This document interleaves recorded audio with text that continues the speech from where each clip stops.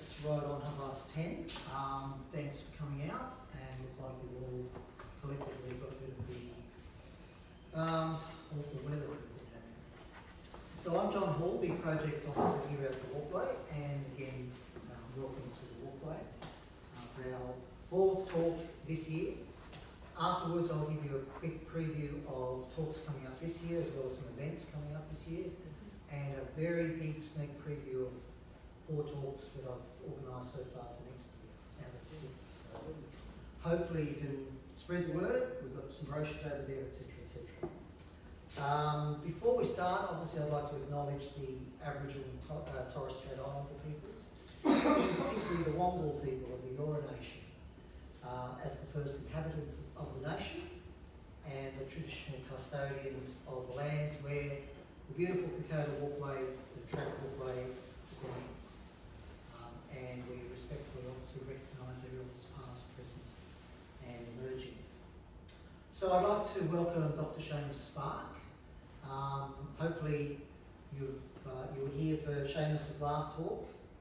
This one on a very different topic, but I'm pleased to say that Seamus has agreed to return. Seamus is probably a world-renowned expert on the Dunera, and so we'll hear a lot more about that. So Dr. Spark is an adjunct fellow in history at Monash University in Melbourne. He's published widely on the Dunera internees, including as co-author of the 2-volume history Dunera Lives, and as co-editor of Shadowline, the Dunera Diaries of Uva. Ah, yes, of course. Uva Radok, published 2022. And with Kate Garrett and Andrew McNamara, he's co-edited a book to be published this year, or has been published? In the works? Just gone to press. Just gone to press. This year. On the art historian and one-time Dunera internee Ernst Kitzinger.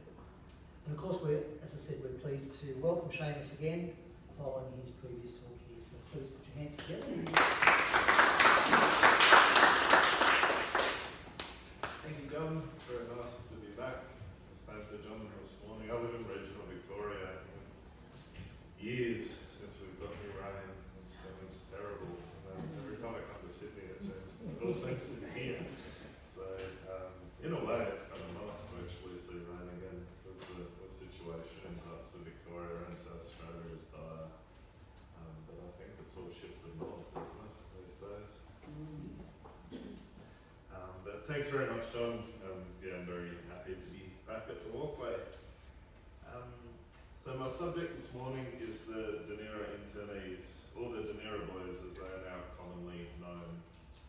The word Dunera is, I imagine, known to some of you in this room. The word conjures many images of a ship, of the Holocaust and the Jewish diaspora, even of men and moments in post-war Australian society. Fred Gruen, economic advisor to Prime Ministers Whitlam and Fraser, was a Dunera boy. Franz Stampfel, celebrated athletics coach, was a Dunera boy. Perhaps best known as the man who coached Roger Bannister to the 4-minute mile. Fred Lowen, the designer behind Fleur and Tessa Furniture, was a Dunera boy. Any of you got any Fleur or Tessa Furniture? In the 60s, it's worth a fortune, man. Very occasionally you see it in op shops where people haven't realised its value. Sort of sleek Scandinavian modernist design. It's worth an enormous amount of money. Helmut Newton, the photographer, well famous for his risque portraits of models and celebrities, wasn't a Dunera boy, though often he is said to be. He was deported to Australia on the Queen Mary in September 1940. He was, however, friends with various men from the Dunera, and in Melbourne in the mid-1950s he became business partners with Henry Talbot, a Dunera boy. The names of these men are familiar to many. Helmut Newton, interestingly, as he became very famous, largely excised the Australian part of his life from his history. Almost never spoke about it, didn't want to speak about it, and it was almost as though it didn't exist, like it didn't fit with Paris and Los Angeles and the worlds he moved in later in life. So indeed, Dunera history has been well chronicled, both formally in books and films, and informally, especially in the Australian Jewish community, and Melbourne in particular. Sydney too, though to a lesser extent. Nonetheless, my feeling is that most people in the Jewish community in this city, and certainly those of middle age or older, would have heard the word Dunera and know something of the story. I say that as someone who is not Jewish, and I freely admit to having no quantitative evidence to support the statement, but I can marshal anecdotal evidence derived from conversations and research conducted over many years. My aim this morning is not to travel over established ground, but to offer new information and insights into Dunera history. In recent times, my colleagues and I have been taking an ever-increasing interest in Dunera art, by which I mean any art that relates to the experiences of the Dunera internees. This interest has been stimulated primarily by new finds. Visual sources have long been key to understanding the Dunera story. The visual record is remarkably rich. This much has always been known. But only now, as more and more art is uncovered, are we realising just how rich and extensive that record is. For instance, in 2020, the internment artworks of the Bauhaus artist and designer Georg Tolcher returned to Australia, having been hidden away in London for decades. And that entire collection is now at the State Library in Sydney. Another collection recently discovered and returned is that of the Austrian artist Robert Hoffmann, who at the time of his deportation to Australia on the Dunera was probably Europe's preeminent portrait artist. That's a self-portrait that Hoffmann did of himself. Of course, a self-portrait. But he was a wonderful artist. That too was now in the State Library in Sydney. Hundreds of his internment artworks, Hoffmann's internment artworks, have been in storage in New York, known only to the two friends he entrusted with caring for his collection after his death in 1987. Julie Friedeberger, wife of the artist Klaus Friedeberger, donated a large tranche of works completed by Klaus in internment and soon after. These three art collections, among others, are now held by the State Library of New South Wales. That's a rudimentary picture of Klaus Friedeberger sleeping, done by his friend Fabian, who I'll speak about later on. And that's a Klaus Friedeberger picture done at Hay. That's one of the very few pictures or depictions we have of internees giving lectures to other internees. We know it happened, but it's not often recorded. That was done at Hay in 1941. Down the road from the State Library at the Sydney Jewish Museum, a donation of 60 sketches done by the Dunera man Hans Rotter has recently arrived. Rotter was a political cartoonist known for biting caricatures that laid bare the inhumanity inherent in racial and religious persecution. One particularly devastating sketch of his is held by the National Library of Australia. It was completed at Hay in 1940, but depicts the anti-Semitic violence wrought on Kristallnacht in 1938 and its enduring consequences. The image is especially remarkable for the fact that Rotter wasn't Jewish. Was he a political opponent of the Nazi regime? Possibly, though that remains unclear. And these are some Rotter pictures. That's the picture I just referred to. The Kristallnacht violence picture. It was quite devastating. You can see the Star of David in the window there. These are from private collection in Canada, and I'll speak briefly about the treatment on the Dunera, but they both picture the voyage to Australia. Again, quite devastating sketches, both Rotter pictures. I'll go back. I expect more Dunera art collections to emerge. For some years I've thought that perhaps 70 to 80% of Dunera art remains in attics and sheds and under beds around the world, beyond the public gaze. And these recent donations and discoveries are lending evidence to that estimate. It is worth dwelling for a moment on the possibilities in this regard. Already the visual record compiled by and of the Dunera internees is extraordinary. There are known to exist thousands of paintings, drawings, etchings and prints that document the story of the Dunera internees. But what if several thousand works remain to be uncovered? What might we learn from these artworks? To my mind, large sections of the history of the Dunera internees remains unknown and unwritten. Dunera art is doing more than adding to knowledge, it is changing it. The Dunera story is not settled. And it is not just whole collections that are being uncovered.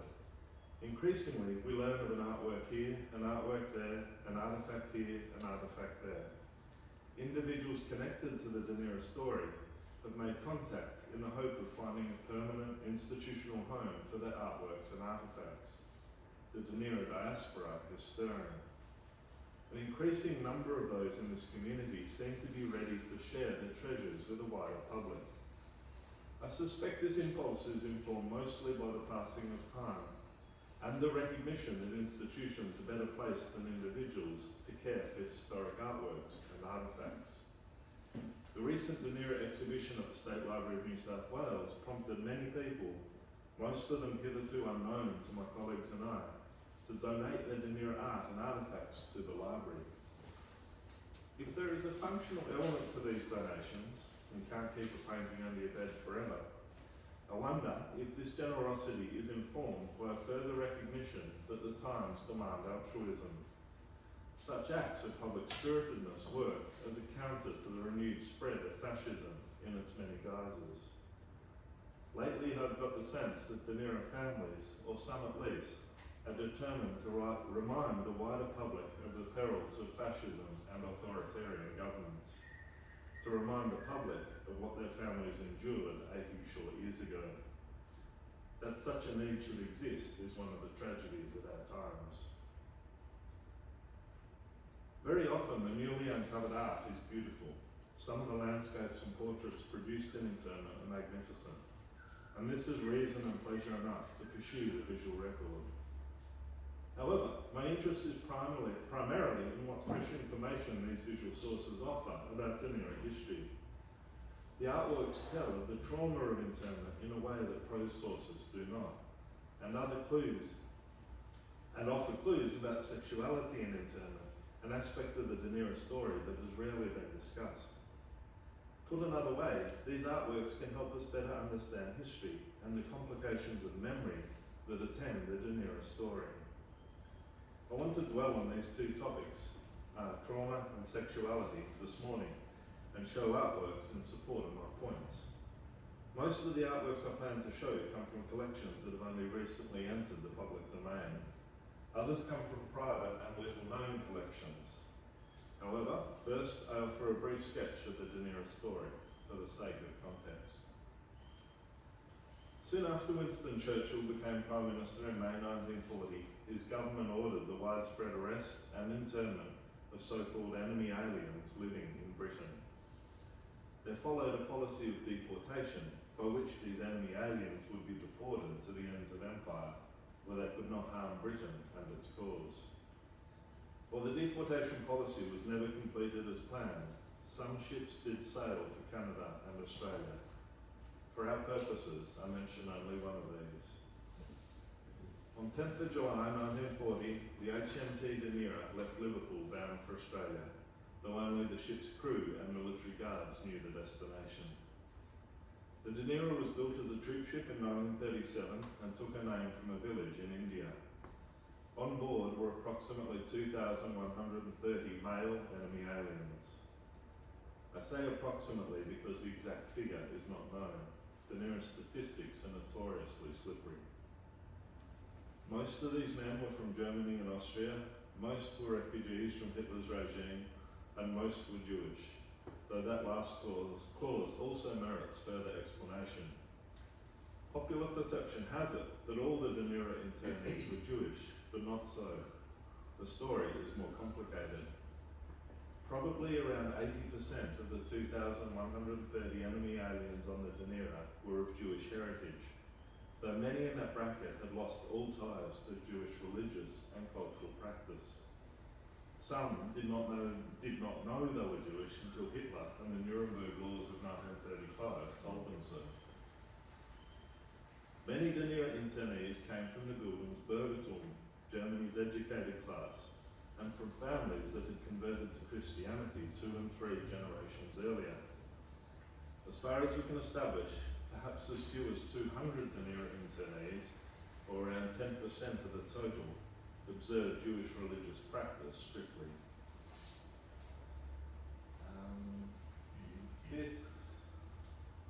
These are some wonderful pictures by Robert Hoffman, who I spoke about.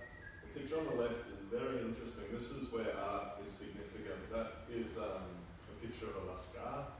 It's a man from Asia that the British often recruited Lascars to sail their merchant ships and troop ships. Until that picture came along, we had no evidence or knew anything about the crew of the Dunera, the civilian crew of the Dunera. And to the best of my knowledge, that's the only depiction of someone of colour in the Dunera story that exists. This one you can see down the bottom is mentioned Dunera, 30th of July 1940. And his caption for this one is an old pirate face. That could be an internee, it could be a crew member. Hoffman probably did that in 5 minutes. It was extraordinary. And this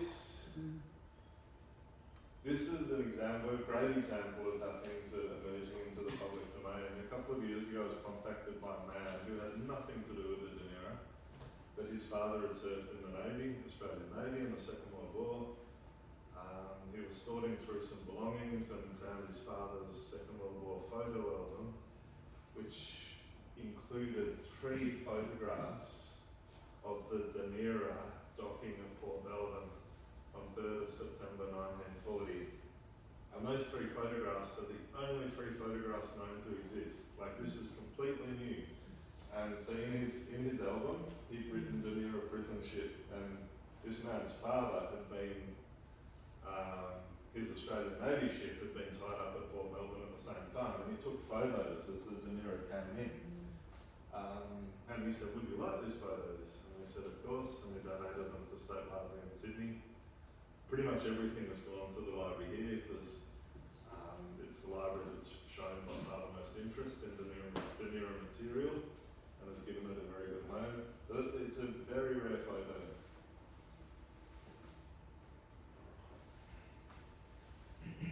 The youngest internee aboard the Dunera was Gerhold Leopold Besch, a student from Dresden who had only just turned 16 when the ship sailed. A Lutheran, Besch had Jewish heritage through his maternal grandparents. The oldest internee on the Dunera was Heinrich Sachs, a 66-year-old Austrian cabinet maker and community leader. Sachs's religion was Judaism, but it was his outspoken socialist beliefs more than his religious and family heritage that had brought him to Nazi attention and prompted him to flee Austria.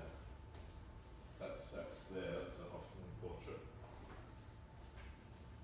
Also on the Dunera, in addition to the 2,130 enemy aliens, were 410 Germans and Italians whose support for the Axis was known or suspected. Some were committed fascists, others German nationalists who held to one or more specific prejudices, including anti-Semitism or anti-communism. Others were likely guilty of nothing more than a refusal to aid the enemies of their homeland. Despite the manner of their coming to Australia, these 410 men generally are not regarded as Dunera boys. That term usually is reserved for the 2,130 enemy aliens on the ship. As for the term Dunera boys, it is a misnomer, for the median age of these men was 28. It is well known that Churchill and his government made a mistake in arresting and deporting the Dunera internees.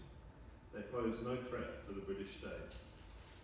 Also well known is that their British captors subjected them to appalling treatment aboard the Dunera. Three of the guards were actually, including the one who held the VC, were court-martialed for their behaviour on the Dunera. And I don't go into it today, but It was a blight on the British Army, beating people. A number of internees were stabbed for no reason. All their possessions were looted or thrown overboard. It's not a good chapter in the history of the British Army in the Second World War. I don't propose to revisit this part of their story, but I will offer one anecdote. Earlier I mentioned the artist Georg Telscher. He recalled suffering a panic attack in the cramped, fetid conditions below deck. When he ventured to the deck in search of fresh air, he was beaten by the British guards. Another man was beaten so badly, the two brothers the brother was also on the Dunera, he was beaten so badly that his brother didn't recognise him, how much his face was disfigured. And the man who was beaten never recovered his mental health and tried to kill himself several times after the war, and then eventually did by jumping off the first skyscraper in Melbourne in the 1950s. And there's quite a few sort of appalling instances and cases like that. The Dunera arrived at Fremantle in late August 1940, and at Melbourne and Sydney in the first week of September. Over the next few months, the internees were held in camps at Hay and Orange in New South Wales and at Dunera in Victoria. Because time is short, here too I'm going to skip over fertile ground, for there is much to be said about life in the different camps. I will, however, offer one comment before moving on. I use camps rather than camp deliberately, for at both Hay and Dunera, the internees were held in multiple camps, and internment life from one camp to the next was often very different. At Hay, just under 2,000 Dunera internees were held in Camp 7 and Camp 8, about 1,000 men in each. An old Dunera line has it that Camp 7 was kosher and Camp 8 communist. But in common with most generalisations, it falls on the details. In Camp 7 were men of many faiths and none. It was never a wholly Jewish camp, let alone a camp of religiously observant men. And the communists in Camp 8 were a small and largely ignored minority. As always, the messy particulars are much more interesting than the neat generalisation. When the Telscher collection came to Sydney and the State Library in New South Wales, among all the paintings was this photo. Photos in internment camps, I'm sure you know, were forbidden. There was no cameras in internment camps. This, I think, to the best of my knowledge, is the only known photo of the Hay internment camp in the Riverina of New South Wales. So it must have been, Telscher was only at Hay in 1940-41, so it was either taken in the second half of 1940 or the first half of 1941, and shows the Dunera men at Hay. A very rare photo. Soon after the Dunera internees' arrival in Australia, and certainly by 1941, the British and Australian governments started work on correcting the injustice they had visited on them. Quickly there emerged a collective recognition that the men should be given their freedom. But therein lay a practical difficulty. How could the government release German and Austrian men into societies engaged in a war with Germany? In wartime Britain and Australia, the fact that most of the Dunera internees were Jewish and friends to the Allied cause mattered less than their nationality. Gradually, different avenues to freedom were established. Initially, the main pathway to release was to join the British Army's Pioneer Corps, a decision that involved risking the threat of U-boats on the voyage from Australia to Britain. Around 390 Dunera internees chose this option in 1941. Later, some of the men who returned to Britain left the Pioneers to join combat units in the British Army, including Anton Walter Freud, grandson of Sigmund. It was a great Sigmund when he joined the combat unit. It was custom, and for good reason, that Jewish men had to change their name, because if they were captured, the punishment would have been very severe and then death. And so, like, one of my favourites is Horst Blumenthal became Barney Barnett, and there are names like this. And Freud famously refused to change his name and in 1945 he parachuted into occupied Austria, and his superiors said, look, you're mad. If you're caught, this is going to go very badly. And he said, I want the bastards to know that a Jew's coming back for them.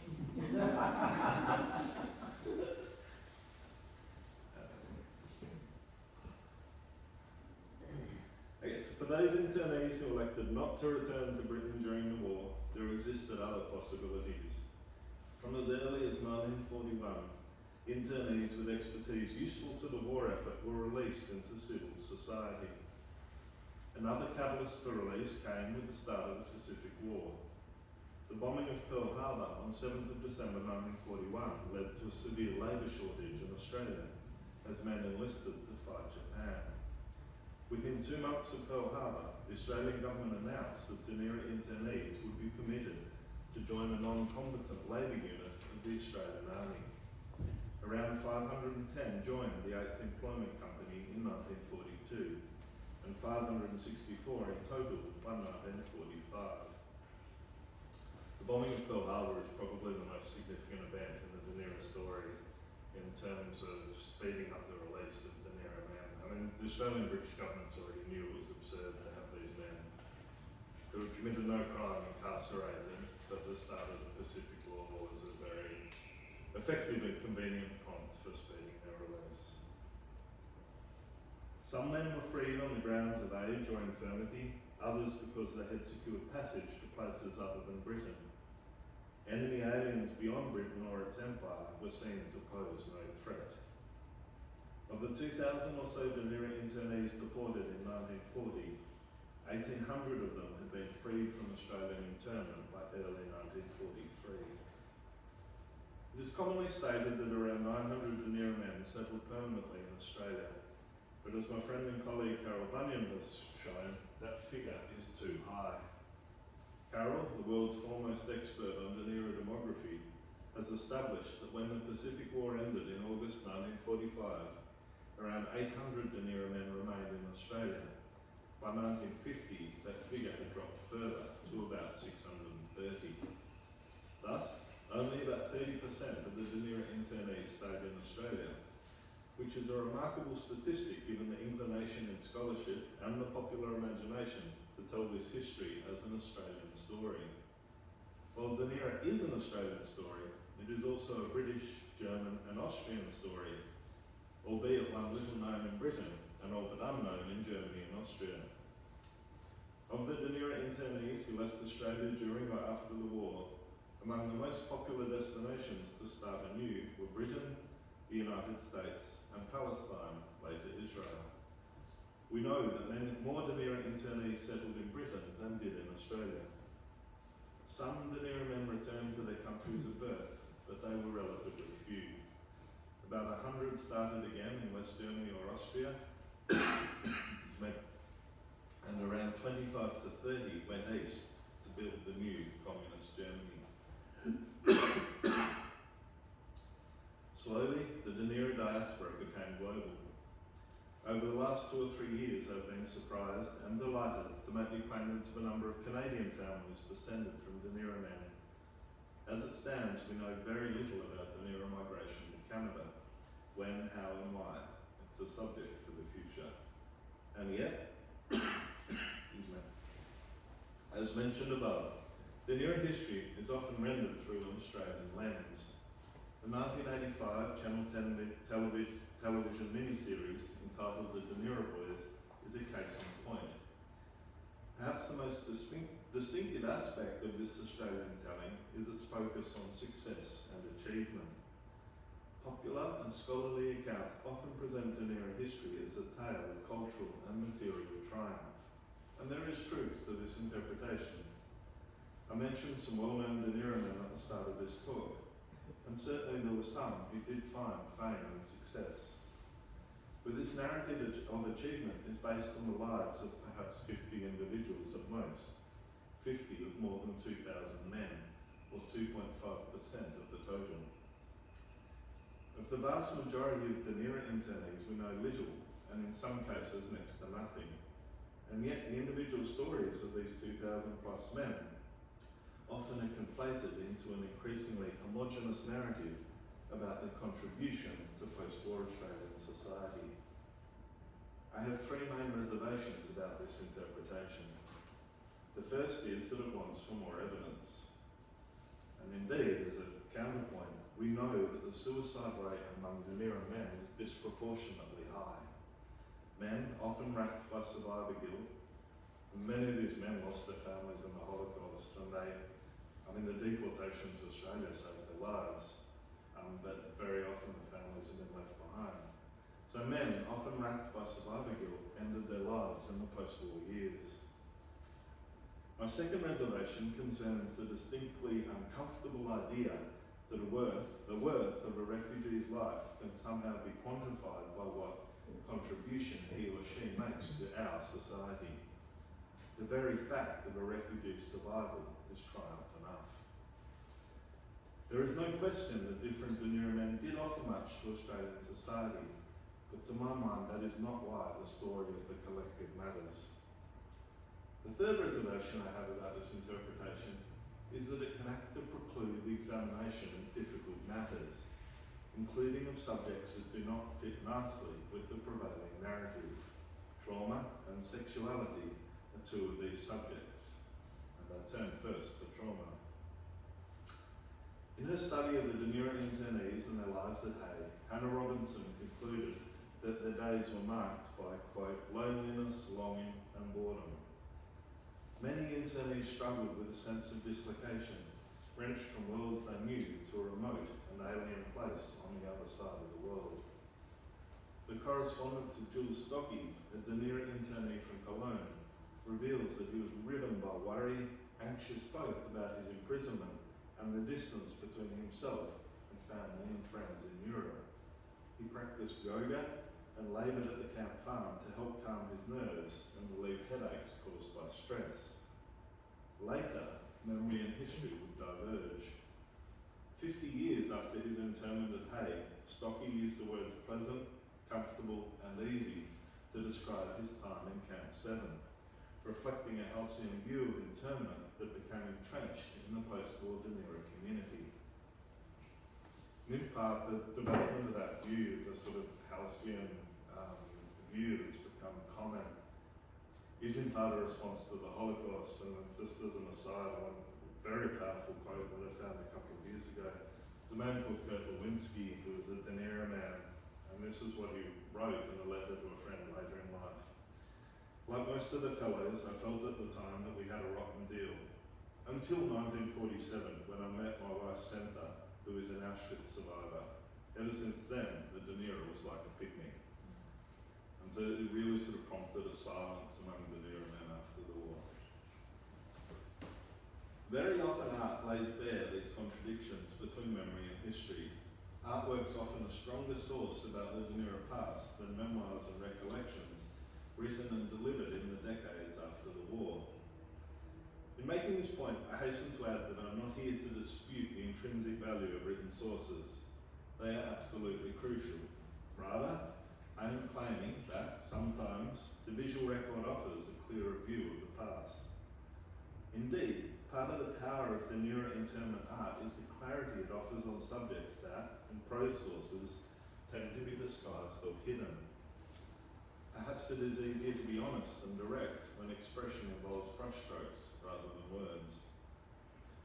Emil Wittenberg, a young Viennese artist and stage designer, made study after study of barbed wire, one of which he entitled A Sign of Civilization.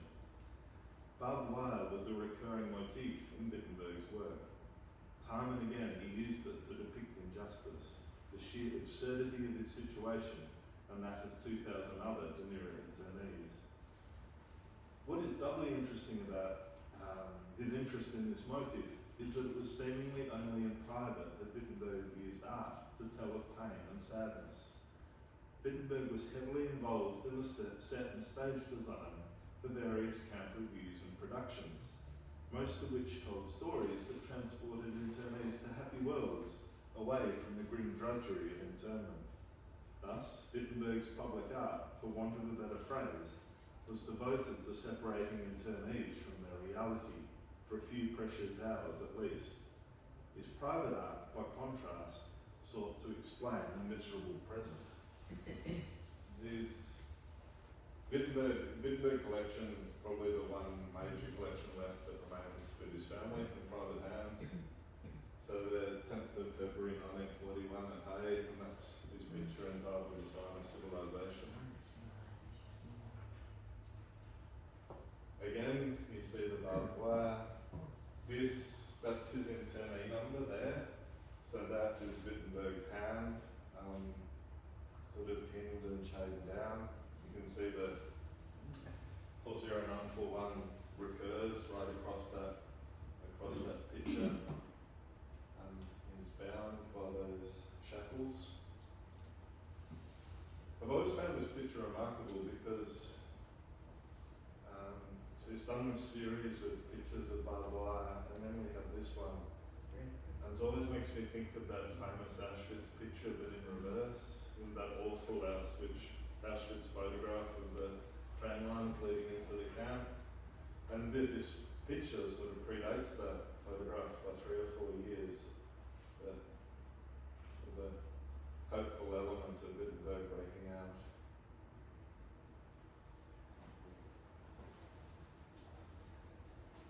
Sometimes worry gave way to terror. The barren surroundings of Hay. Have any of you been to Hay in Dunera? Oh, I think it's a magnificent landscape, but if you've come from Berlin or Vienna, I imagine it's quite a shock. So the barren surroundings of Hay seem to have amplified internees' fears about their predicament and those of family and friends in Europe. Artists responded by using the cloak of nighttime to signify dread and distress. The art historian Andrew McNamara has observed that Dunera artists often chose a daytime background to depict the mundane and the black of night to explore sinister and confronting aspects of internment. These nighttime artworks, raw and visceral, tend to reveal more about internee trauma than prose sources, where writers were often circumspect in expressing pain and worry. Erwin Fabian, self-portrait there, a young Jewish man who fled his native Berlin in 1937, had very little interest in talking of his Dunera experiences, and still less of any possible trauma he may have suffered, which only adds to the significance of his art. He was one artist whose work changed from day to night, and who harnessed the dark to powerful effect. In one 1941 work, he sketched himself atop a glass coffin, which appears to encase an internment camp. Both of them, actually. So the coffin appears to encase an internment camp. Encircling him are amorphous, discomforting figures that seem to stalk his nighttime consciousness. By contrast, Fabian's daytime depictions of camp life provoke no sense of unease or confrontation. These works use strong colours and evoke Australian rural life powerfully. I have often thought that aspects of these daytime scenes anticipate some of the characteristics that define Sidney Nolan's Ned Kelly series of paintings. Nolan before Nolan, if you like. That's another of Fabian's nighttime sort of confronting scenes, sort of different beasts. And then a complete change. He was very good at depicting the big skies of Australia. Not all Dunera artists, I think a lot of Dunera artists who were classically trained in Vienna or Berlin or London, they tried to paint gum trees in European fashion, which doesn't work, and they never quite captured the sky. And we found that the younger artists, perhaps not as constrained by formal training, were much better at depicting the Australian landscape. There's something about that picture, just to see Sidney Nolan in it before Sidney Nolan, and Fabian and Nolan became friends during the war. That's another of Fabian's pictures, which in a way is not really him. This was probably done as part of an art class that he was required to often then sat together and painted the same scene. It's another one of Erwin's.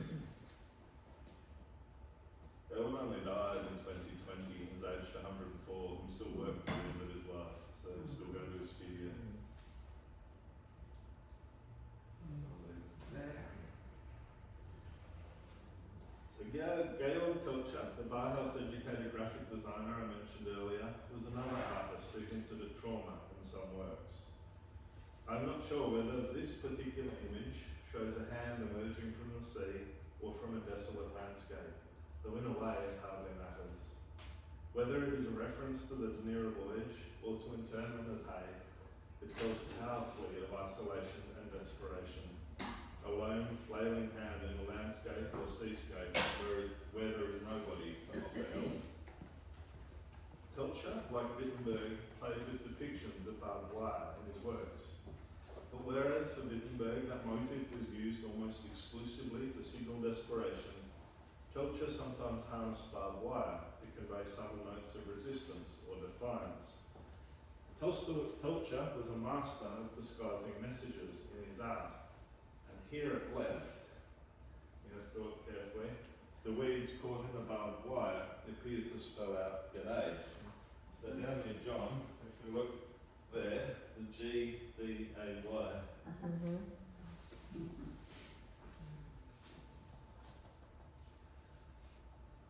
Other artists among the Dunera internees never depicted barbed wire in their pictures. For example, the polymath Leonard Adam, a talented amateur painter, occasionally hinted at the physical barriers that confined him, but no more than that. Perhaps this was his act of resistance. So too is art providing us with clues about sexuality and the Dunera internees. It is a curious aspect of the Dunera story that relatively little has been said or written about sex in the camps. I guess that some would argue there is little to say, that sexual relations between incarcerated people are a fact of prison life, no matter the time, place or gender of the prisoners. That's true, but nonetheless I think that there are important points to be made in a sensitive and thoughtful fashion. First, one of the most striking things about the subject is that the written and visual historical record of Dunera sexuality is relatively, and I emphasise relatively, full. Historians of sexuality, and especially those who focus on gay and lesbian sexuality, are used to working with little more than snippets of information.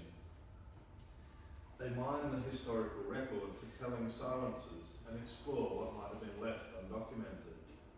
The Dunera record, however, offers much more. Clear information about the practice of sexuality on the Dunera and in internment. The gaps are many, of course, but they are fewer than might ordinarily be expected. Second, the historical context is fascinating and should be integral to any discussion of Dunera internment life.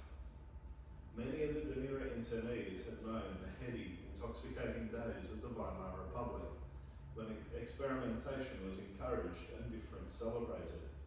And from this period, often they emerged with remarkably open views of homosexuality and bisexuality.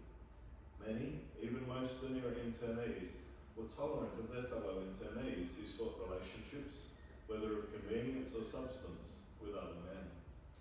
Such tolerance sometimes took the form of total indifference, a position informed by the idea that another man's sexuality was entirely his business.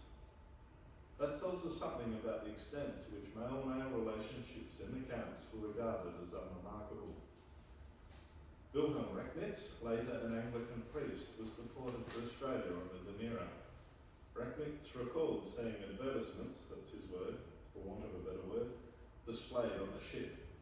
Quote, man seeking another man to play checkers, and another quote, seeking deck father. These phrases, when rendered in the original German, function as double entendres. One Dunera widow has told me that her late husband often referred to the homosexuality in the camps and said that it was pretty common and generally regarded as natural. The female half of a partnership, female in quotes, would sometimes be referred to as she, and everyone laughed and accepted it.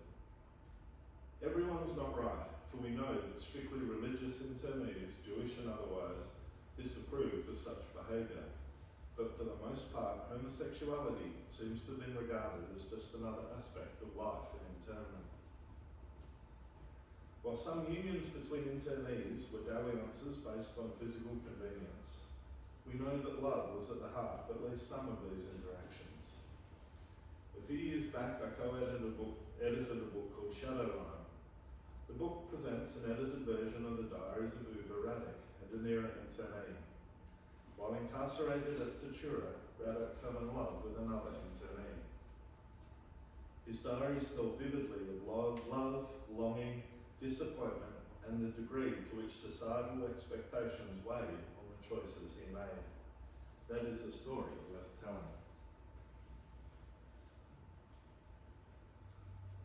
This picture here is by a Dunera artist called Fred Schallenbach, wonderful cartoonist and painter. So the caption is "Still Thinking of His Girl." So that's the man running around the camp in the middle. And if you look, every other internee depicted is coupled off with another man.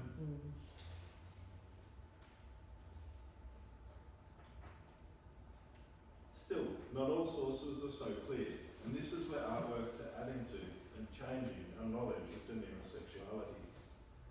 Earlier, I mentioned Robert Hoffmann, the Austrian portrait artist. When his collection was acquired by the State Library of New South Wales, I travelled to Sydney. I came here to study his artworks.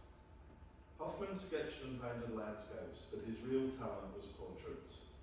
And in common with all great portrait artists, he had a gift for capturing the implicit as well as the explicit. His portraits offer the viewer a peek into the subject's personality, and here is a selection.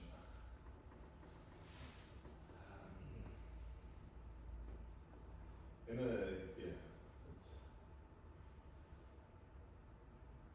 was quite an extraordinary artist. So there's about 300 and something of his portraits now with the State Library. And very excitingly, I received an email a couple of months ago from a man in America who somehow found something or said something I'd written and said, "I knew Robert Hoffmann as a young man and I have a large number of his works and his documents and I'd like to donate them." And so we're in the early stages of bringing those to Sydney, which is even better.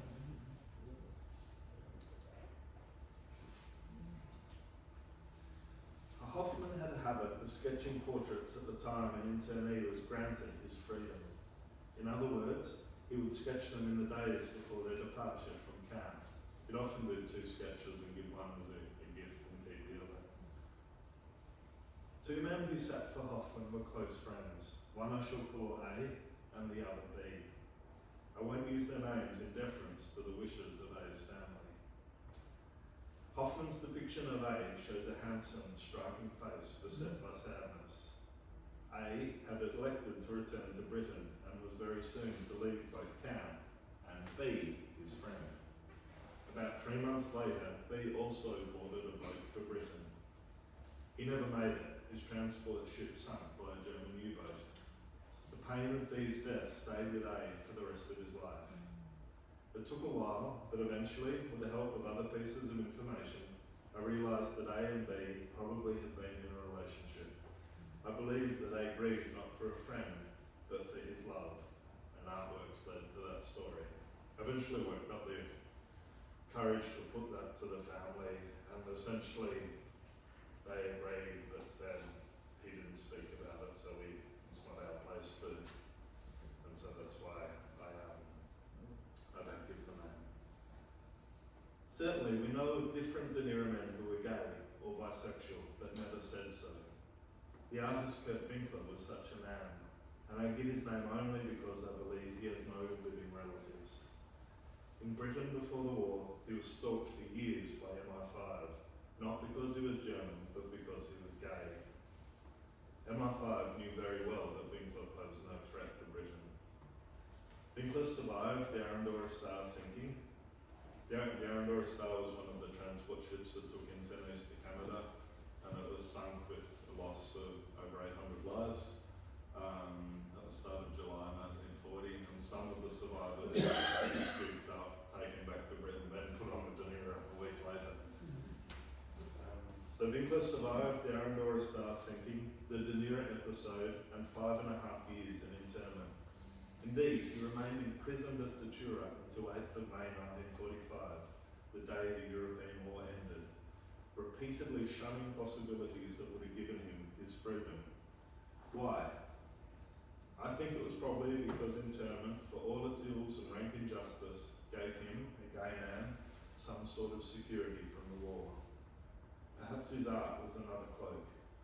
Some of his works offer crude depictions of heterosexual desire, heavily skewed to male lust. Indeed, Winkler was the most risque of the Dunera artists, but only in one direction. His artworks offer much useful information about internal life, but nothing about homosexuality or his own desires. So Winkler was held at Tatura. This ostensibly is a picture of Waranga Basin, where the Tatura camps were. It took me years to see this, and now I can't see anything else. If you look at the gum trees, it's male and female genitalia.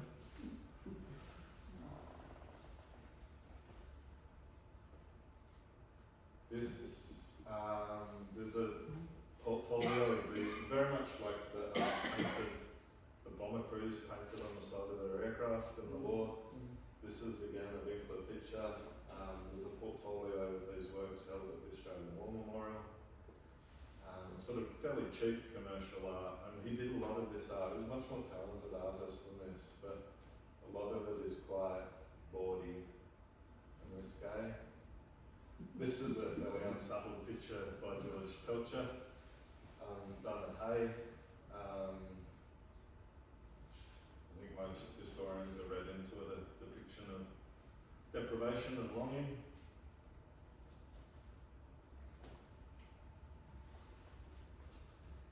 The historian Anne-Marie Conde wrote recently of the difficulties in tracing what she calls queer history.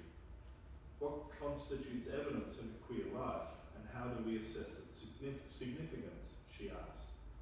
She added, the thing is not to shrink from the task, because with patience and honesty, we might still open up some of these painful histories to the light. For our purposes, I want to dwell on the word painful. Winkler's story involved pain, and there are others among the Dunera cohort of whom I could say the same. But this is what is most surprising about homosexual relationships among the Dunera population. Very often these histories weren't hidden or painful. Men explored the bodies and minds of other men without judgment from their Dunera peers.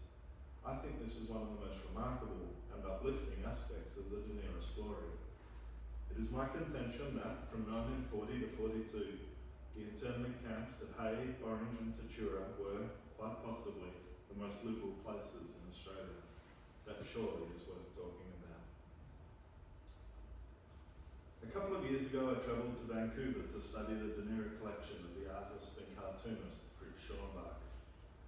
The depth and range of the art and documents in the collection are extraordinary.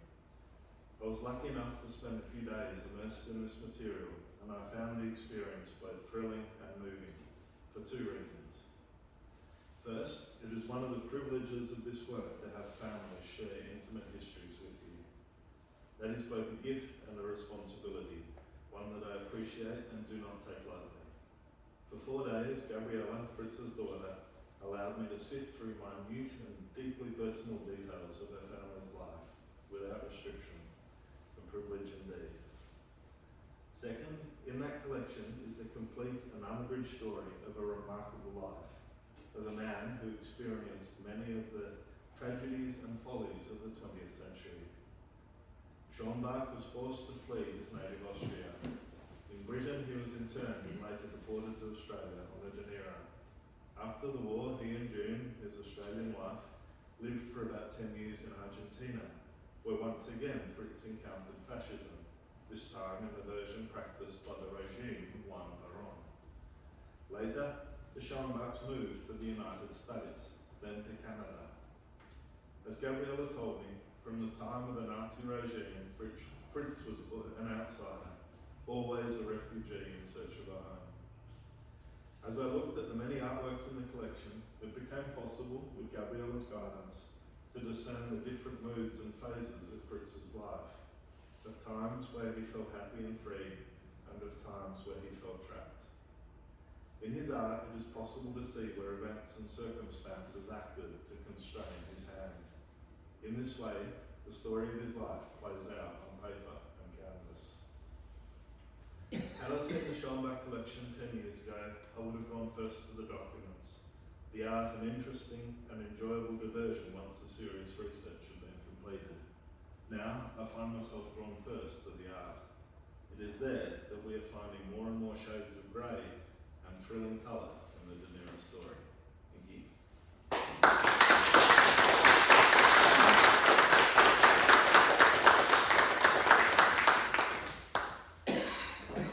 Thanks, Seamus. I think you'll agree that that took us to different places that I thought we would go to with the Dunera story. For myself, I guess my knowledge of Dunera is probably what you mentioned about the common story that we believe is that most stayed in Australia, and that we see them as collectively as a success story. But I think you'll see with that it's what I liked about all that was the fact that it's far more nuanced and using art as a different means of looking at a story. And I mean that's common, but there's no. That's my initial thoughts. I did like when you mentioned when they were in the camps, and then the fact that there was a feeling of loneliness, exile, and despair. And I drew parallels with that with the bit of study I've done with the Italian prisoners who were in similar camps. But they were offered the chance to get out onto the farms, and a lot of them jumped to that simply to get away from that boredom, that whole. When they arrived in Australia, they saw this vast different land, and they, in many ways, they were traumatised by that. Yeah, I think that the Dunera would have jumped at that too. I mean, the speed. By the time the Dunera reached Australia in September 1940, the British and Australian governments both knew already that they'd been party to a very bad decision. But they had these men that they had promised to intern, and administratively it was difficult to fix that decision quickly. It was fixed relatively quickly, and so they were generally not interned long enough to get they had a wonderful, rich cultural life in internment. But those sort of by the time sort of other prisoners were being sent to labour on farms, most of the Dunera internees already had their freedom. And after 1942, the Australian government had no interest in having any of them locked up, because it was costing them money, and it was a waste of time, and it was a waste of labour. But some of the men were quite happy in internment. Some stayed in internment on principle. There's a great file at the National Archives about a man saying, "Don't release me because you need me to fight the Japanese, release me because it's the right thing to do." And so he stayed in internment to make that point. And so there were some men in Dinkley that I mentioned, but really after 42 there's no appetite to have any of the Dunera men incarcerated. It was really just a waste of time and resources and administration. But yet there were still instances with our civilian internees, aliens, who were locked up till well as the war progressed, long after the Dunera again was released. Yeah, I mean it's another sort of perverse aspect of the story that, I mean, ultimately the British and Australian government saw that they'd been party to an injustice, but while perpetrating injustice against other groups of men who were equally, and women and children who were equally innocent. Did they ever officially give an apology? There was a muted apology from Churchill and the British government during the war. And did it reach them? It reached them. They were offered, like most government compensation schemes, it tends to be fairly tight. There was a compensation scheme for lost belongings, and you could get a share of it. It generally didn't cover what the men had lost, but it was something. But some Dunera men, regardless of the fact that the money wasn't enough and the apology was muted, they still appreciated it on the basis that in the middle, as in 41 or 42, like when Britain continues to face a dire situation, the democracy was still functioning well enough to offer an apology to men that had been wronged. And to some Dunera men, that was a sort of an affirmation of their faith in Britain and the side of the war they were on. Open up to these questions, please. Was there an expectation that if you were released from confinement in a camp, you should enlist if you were of military age? No, there were various avenues for release. You didn't have to go into the army. Savvy employers, in a way, were ahead of the government and picked up fairly early on that they could do very well out of these men. And the government actually picked up, so a couple of men were released early in 41 who had very particular expertise to go and work in Canberra, and they sort of were just quietly taken out of internment and taken to Canberra to help the government on various war matters. A theoretical physicist called Hans Buchdale was taken out fairly quickly to help the government on matters nuclear. And then civil employers, because the governments had got to the point where they were quite happy for these men to be gone, if you proposed that you would sponsor someone out of internment and vouch for their good behaviour, the government was quite happy. So the headmaster of Geelong Grammar, an expensive school in Victoria, worked out with a man called Ludwig Herschel Mack, who had taught at the bar house with Clay and Kandinsky, was interned. And they had just lost their art teacher to military service. And so Sir James Darling went and said, we'll have Herschel Mack, thanks very much. And so and he stayed for the rest of his career at Geelong Grammar. So for 15 or 20 years, art students at this school were taught by the man who came up with colour theory and was a contemporary of Clay and Kandinsky. And Darling was very pleased with himself that he had made this happen. And so there's various cases like that. I rather like that being an art teacher is classified as work of national importance, because that was the basis on which he was released. So there's quite a few cases of that. Some of the observant Jewish men didn't enlist in the army until the army promised them that they'd get kosher food and be allowed to observe the Sabbath and particular holidays. So some stayed in internment until that assurance was given, and to the army's credit, that was followed. And I mean, really on balance, it's a very good story in the end. Like, it's a bad decision that had a lot of wonderful consequences. I guess my interpretation of it is I don't like the sort of umbrella success narrative because it misses all the wonderful and different individual stories. Did any come back? Did they ever forget the past to a certain extent and come back here? Some men who returned to Britain, including to fight, so in joint combat units. The man I mentioned in Bunny Barnett was one.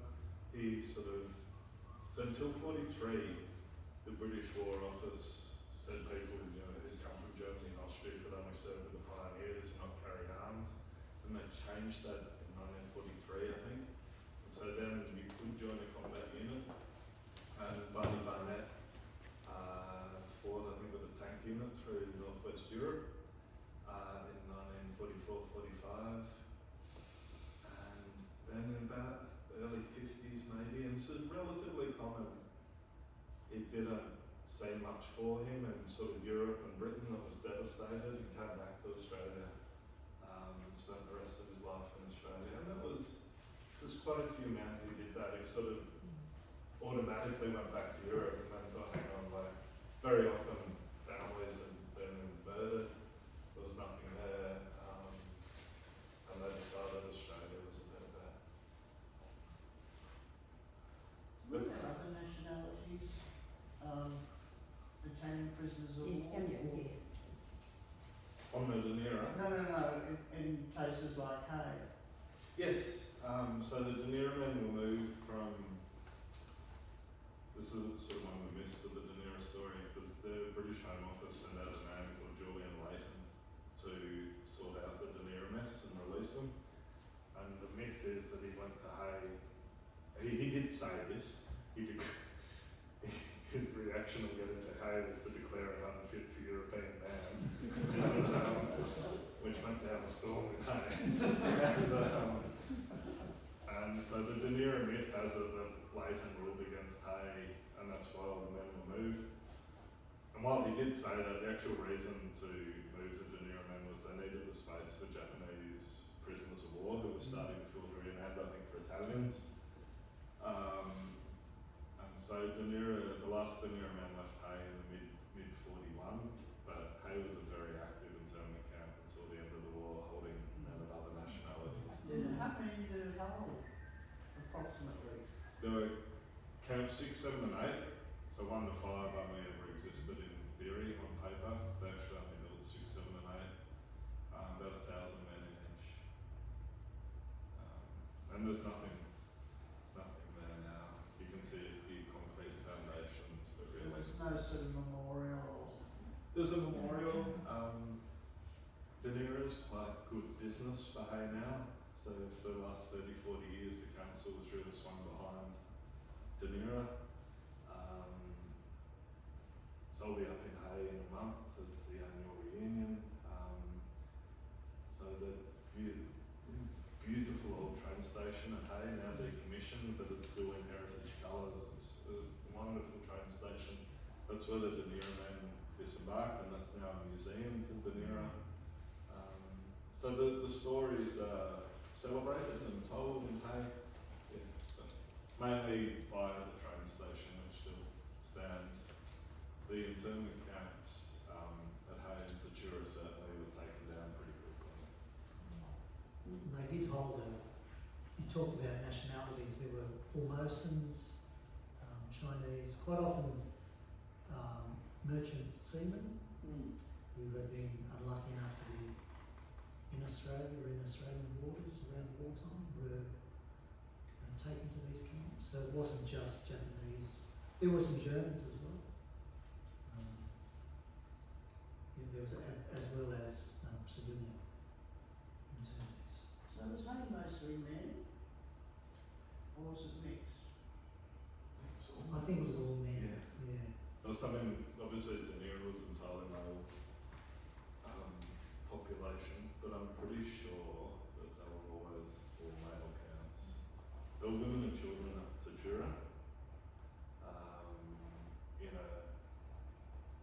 So children was, I think once boy turned 16, he went to the adult camp, but up until 16, there was a separate, it was called the family camp at Tatura.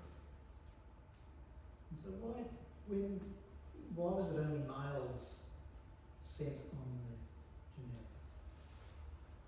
Because they were often, some were young, but others had families or left families behind. I think probably just the gender misguided perception that only males would hurt Britain or could and possibly be a spy. So, I mean, there's a lot of, as you know, silliness in war, and there was panic. A lot of that. This is one of Churchill's first acts as Prime Minister, was to order the arrest of all these people, and a lot of that anti-Jewish, anti-refugee hysteria in Britain in 1940, I mean, not much changes, was whipped up by the tabloids, who really ran an active campaign. And famously, Churchill, his three-word phrase was "collar the lot." So it's one of his first acts as Prime Minister was to have those people arrested. And some of the Dunera men entirely lost their faith in Britain, and some thought, probably would have done the same and never thought that Churchill and the British government had acted in a way that was contrary to good behaviour.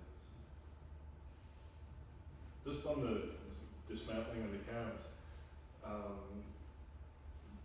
Blackjack McEwen, the old leader of the Country Party and Deputy Prime Minister, when the camps were being taken around, he was member in the Golden Valley where Tatura was the MP for that area, and when the camps were being taken down around Tatura, and there was a lot of camps, they were offered, the land was of course offered back to the farmers from whom the land had been requisitioned, but a lot of those farmers had moved on and didn't necessarily want it back. And so quite a lot of the land went to public auction. It turns out that you had to satisfy the legal requirements, you just had to have an ad in a newspaper. And Jack McEwen saw to it that an ad was placed, but it was placed in Canberra where no one had seen it in very small print. And he snapped up all the land for himself. So he did very, apparently, Arthur Mead, who's the historian of Tatura, who's just turned 100 and is still fighting fit. Arthur told me that, and it's well known in Tatura that Jack McEwen did very well out of those camps. I think we can draw parallels on many aspects, particularly, I mean, I like the way that you're now looking at art. I like maybe the difference from going to primary sources, written sources, and art, and the ideas of trauma and sexuality, probably something that we don't consider thinking about wartime experiences. But again, the fact that you're dealing with humans, very nuanced individuals. I think, sorry, I think something you said was quite good, and I think I forgot to show one slide, which is, which says down the bottom, may I just for once touch your gun.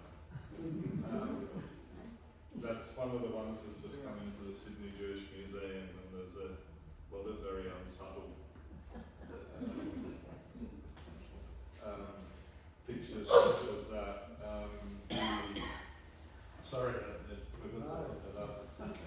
But again, that's incredibly, that man, Hans Rotter, I've tried to follow for years, and I always wanted to know more about him. And his life was a real dead end, like just couldn't. And we knew, we knew he'd gone back to Britain, and we were reasonably certain that he had come back to Sydney in about 1950, and then the trail just went dead. And then about 2 years ago, one of the curators at the Sydney Jewish Museum, knowing that I was interested, called me up and said, I've got a story for you. And said an old woman, just a couple of years ago, had walked into the Sydney Jewish Museum and said, I've got to give you this. And she, in about 1970, when she was I think she's mid-80s now, so she's about 30 or something, had been part, I think she might have been studying social work or something, been part of a program to visit lonely old people. And the person that she visited from time to time was Hans Rotter, who had become a lonely, he said he was very lonely, he was sad, and he would show her this magnificent portfolio of art, and he didn't really have any friends, and he died soon afterwards and gave her this art. And a couple of years ago, when I went to her 80s, she said, I've cared for it. Said, like, he was lovely, but I didn't actually really even